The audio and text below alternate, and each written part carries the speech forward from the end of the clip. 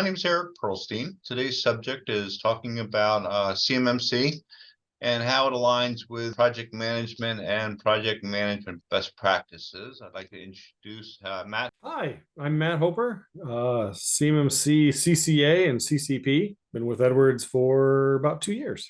Matt and Kat. I'm Kat Adams. I too am a CCP and a CCA and an instructor, and I've just passed my 1-year mark with Edwards specifically. Well, the reason why I asked the two of you to join me today and have a conversation about the importance of project management and how it aligns with CMMC preparation, readiness, and going through the process to meet the level 2 requirements that are in front of us. So, Matt, my first question to you, being both a CCA, CCP certified with CMMC, as well as a PMP, project management professional with PMI, and I know those are a lot of letters, but help us from your perspective. Share the importance of why project management plays such an important role for those companies who are interested in pursuing the CMMC certification. Well, for starters, any road down any sort of certification, including CMMC, relies on projects to take place.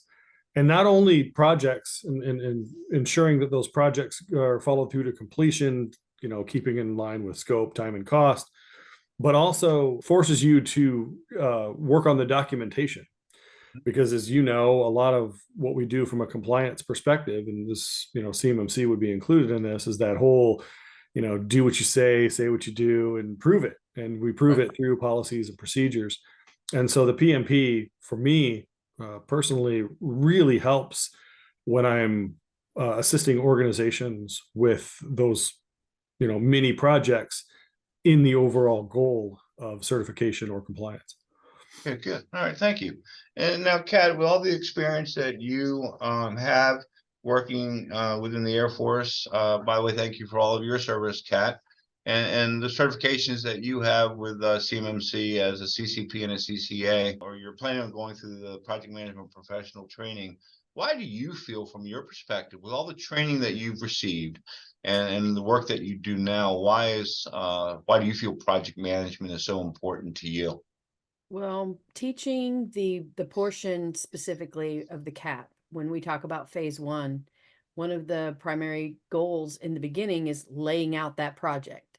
And while I can do that, speaking the language that of the people I want to help and being able to give them timelines and manage resources, you can do that off the cuff, but I kind of am under the impression that should I get the PMP training, which working here has actually brought it more to light than anywhere else. It will only help me be able to cross talk between project management that everyone's comfortable with and the CMMC linguistics to kind of get them to gel and hopefully keep us all on the same page.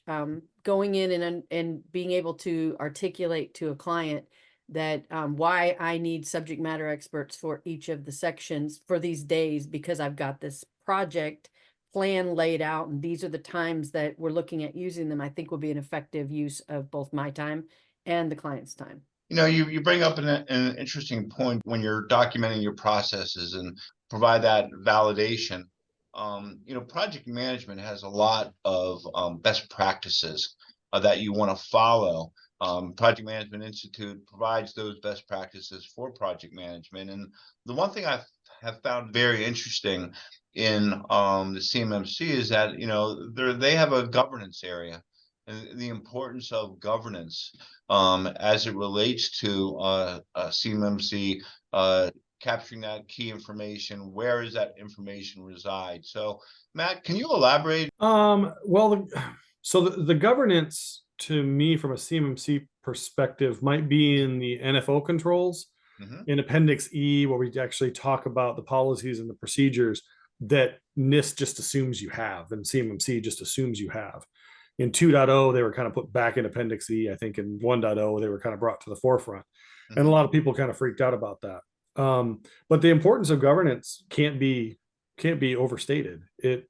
Somebody's got to take charge of this stuff, and somebody's got to manage the stuff, and it's got to be reviewed and signed off on by senior leadership, hopefully at least annually. Kat, you want to add to that? Nope. Being as unfamiliar as I am with the PMP side of the house, that's what I'm Okay. hoping to pick up.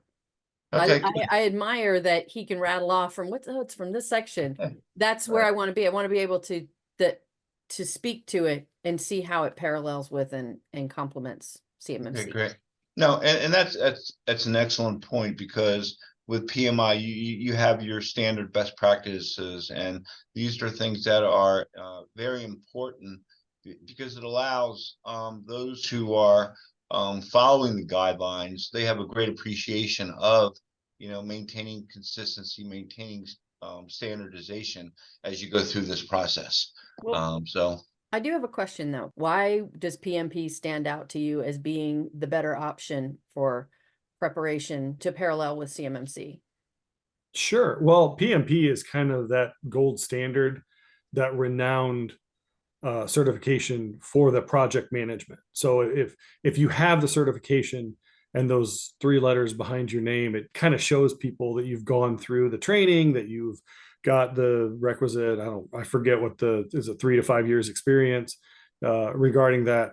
And so when I come in and I'm helping an organization get compliant or move towards the CMMC certification process, we can break it up into those bite-sized project and phases to get you there. And so for me, it really shows that you know how to approach a project, especially from a documentation perspective. And then you can get a client from A to Z in a very systematic way, going through the project life cycle. That's not to say that you can't do it without a PMP. I've known many project managers who were very good at it and didn't have a PMP. But for me, and I know some organizations like the letters, might as well have the stamp that says you've done it and passed that exam. So once I get through this class, this coursework, I should be able to more effectively organize for my client our path forward. I think so. Absolutely. The PMBOK, the PM body of knowledge, really helps you if you know kind of how the projects fit together, know who the stakeholders are, make sure you're doing a RACI matrix. It helps you really take charge and then know who the players are. Because a lot of times when you walk into an organization that needs to get compliant, they're ready, they're eager, they're willing to do the work. They just don't know what to do, and they don't know how to do it, and they don't know how what they're doing fits in with what other people are doing. Matt, let me ask you this one question. It just dawned on me, the point that you just made. You teach all of our CMMC, our CCP, and our CC classes. How can those classes help with project management work? Well, when you take the classes and you understand what you need to do from a CMMC perspective, and that's not only knowing how to scope the organization to make sure you have the host unit for the assessment. You also work through the CAP, the CMMC assessment process of what the methodology is to conduct an assessment, and then to go through all of the 110 practices. You start to get an understanding, an idea of what monumental task this is for your organization, but it also helps you formulate in your mind what you need to do. Yeah. The source documents, the code of professional conduct and that stuff, that's sort of icing on the cake.